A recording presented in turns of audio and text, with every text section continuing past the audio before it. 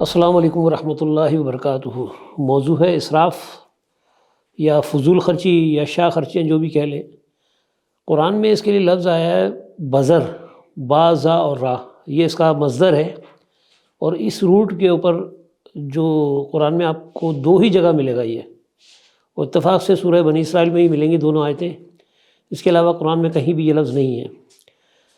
تو سورہ بنی اسرائیل کی آیت نمبر 27 ہے، جس میں اللہ تعالیٰ کہتا ہے ان المبذرین، بے شک فضول خرچ جو ہیں، کانو اخوان الشیاطین، کانو اخوان الشیاطین یعنی وہ شیطان کے بھائی ہیں، شیاطین کے بھائی کہہ لیں آپ، یا شیطان کے بھائی کہہ لیں۔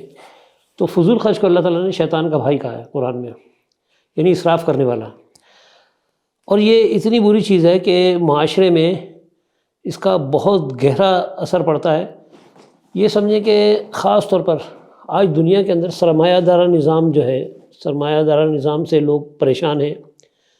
اس کی وجہ یہ ہے کہ یہ سب سے کرپٹ نظام ہوتا ہے، اور اس میں جو شاہ خرچیاں ہوتی ہیں، یعنی سرمایہ چند ہاتھوں میں رہنا اور اس کا بے دریغ استعمال کرنا، شاہ خرچیاں کرنا اور عوام کو غریب کرنا، یہ ہوتا ہے اصل میں۔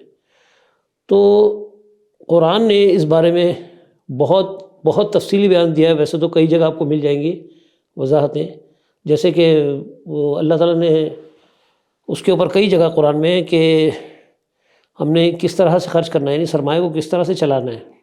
جس طرح اللہ تعالیٰ کہتا ہے اقیموا الصلاۃ وآتوا الزکوٰۃ، کہ صلاۃ ادا کرو اور زکوٰۃ دو، یہ مثال ہے۔ اور انفاق فی سبیل اللہ کی جتنی آیتیں ہیں سب اسی سے ریلیٹڈ ہیں، لیکن ہمارا موضوع صرف اسراف ہے، تو میں کوشش کروں گا کم وقت میں اس کو کمپلیٹ کر لوں۔ تو شاہ خرچی جو ہے وہ آپ یہ سمجھ لیں کہ اتنی بری چیز ہے کہ معاشرے کے اندر جو برائیاں جنم لیتی ہیں۔ پہلے نمبر پہ یہ کہ اگر آپ دیکھیں کہ ایک بھائی غریب ہے اور ایک بھائی بہت امیر ہے، اس کی شاہ خرچیاں چل رہی لیکن اس کو اپنے بھائی کا خیال نہیں ہے۔ ایک بھائی غریب ہے اور وہ ماں باپ کے ساتھ رہتا ہے، دوسرا بھائی امیر ہونے کے باوجود اگر وہ کسی کو نہیں پوچھ رہا تو وہ ماں باپ کو بھی نہیں پوچھ رہا۔ اسی طرح سے اگر آپ آ جائیں اسراف کے اوپر، کہ شادیوں کے اندر جو کھانے، آپ نے یہ تو خیر وہ بتانے کی ضرورت نہیں ہے مجھے، شادیوں میں آپ نے دیکھا ہوگا بوفا سسٹم ہوتا ہے، اور جناب لوگ ڈھیر سارا لیتے ہیں اور تھوڑا تھوڑا کھا کے اور بچا دیتے ہیں، یعنی اسراف ہی اسراف، ضائع ہی ہو رہا ہے وہ کھانا، حالانکہ وہ کسی کے کام آ سکتا ہے۔ تو یہ شاہ خرچیاں جو ہے، یہ اس کا مقصد صرف اور صرف یہ ہوتا ہے، دکھاوا ہوتا ہے، یعنی اپنے آپ کو معاشرے میں ثابت کرنا کہ ہم جو ہے مرتبے والے ہیں، ہم عزت والے ہیں۔ اور صرف یہی نہیں کہ شاہ خرچیوں میں یہی ہے، لباس کا دیکھ لیں، اگر وہ لباس پہنے گا تو وہ مہنگے سے مہنگا کپڑا، اور مطلب یعنی بے دریغ اسراف، کہ اس شادی میں یہ کپڑے پہنے ہیں تو دوبارہ اگر کوئی شادی آ جائے اگلے مہینے تو نیا جوڑا چاہیے۔ اسی طرح سے خوراک کا ہو گیا، لباس کا ہو گیا، پانی کا استعمال ہے، یہ بھی اسراف میں آتا ہے کہ اگر ہم اللہ کی نعمت ہے، اس نعمت میں سب کا حق ہے، اگر ہم اس کا بے دریغ استعمال کر رہے ہیں اور اسراف کر رہے ہیں تو ہمیں تو اس کو بھی گناہ سمجھنا چاہیے، کیونکہ ہم دوسروں کا حق مار رہے ہیں۔ کہ اگر اسی طرح سے اگر ہم بجلی کا استعمال کر رہے ہیں تو بجلی کا بے دریغ استعمال کرنا، اور اپنے آپ کو بالکل لائٹ ہاؤس بنا لینا گھر کو، اور صرف اس لیے کہ نمود نمائش ہو، لوگوں کو پتہ چلے کہ میری حیثیت ہے۔ اور اس کا ریزن کیا ہوتا ہے معاشرے میں کہ لوڈ شیڈنگ ہوتی ہے پھر۔ اسی طرح سے اگر آپ دوسرا دیکھ لیں، پانی کا ہو گیا، خوراک کا ہو گیا، لباس کا ہو گیا، گاڑیوں کے اندر سبقت لے جانا۔ گھر میں 4 افراد رہتے ہیں، ایک چھوٹی سی گاڑی چاروں کے لیے کافی ہوتی ہے، لیکن ہر بندے کی الگ گاڑی ہونا، اور گاڑی بھی قیمتی سے قیمتی ہو، تاکہ معاشرے میں زمانے کو دکھایا جائے کہ ہم جو ہے ہم نمایاں ہیں دوسروں سے۔ تو یہ ساری کی ساری باتیں جو ہے نا، اللہ تعالیٰ نے قرآن میں شیطان کا بھائی کہا ہے اسراف کرنے والے کو۔ اور معاشرے میں صرف یہی نہیں کہ شادیوں کے اندر دیکھ لیں کہ پیسہ اگر ہے تو رشتہ ہو جائے گا، اور پیسہ نہیں ہے، غریب ہے تو کوئی پوچھ نہیں رہا اس کو۔ اسی بات کو اگر ہم قرآن کھول کے دیکھ لیتے ہیں، کہ میں چاہتا ہوں کہ مختصر، کیونکہ یہ ساری باتیں آپ لوگ کے علم میں پہلے سے ہیں، میں کوئی مطلب یعنی آپ کے سامنے کوئی ایسی بات نہیں کہہ رہا کہ جس کا آپ کو علم نہ ہو، لیکن بس صرف توجہ مبذول کرانا چاہ رہا ہوں کہ ہمیں ان چیزوں کو بھولنا نہیں چاہیے۔ اور یہ سسٹم یہاں کا ہے کیپٹلزم ہمارے ملک میں بدقسمتی سے پاکستان میں اور انڈیا میں یہاں کیپٹلزم چل رہا ہے دیکھا جائے تو، اور اس میں تو ہوتا ہی ہے کہ سرمایہ دار نظام کے اندر یہی ہوتا ہے کہ غریب غریب سے غریب تر ہوتا جاتا ہے اور امیر امیر سے امیر تر ہوتا جاتا ہے.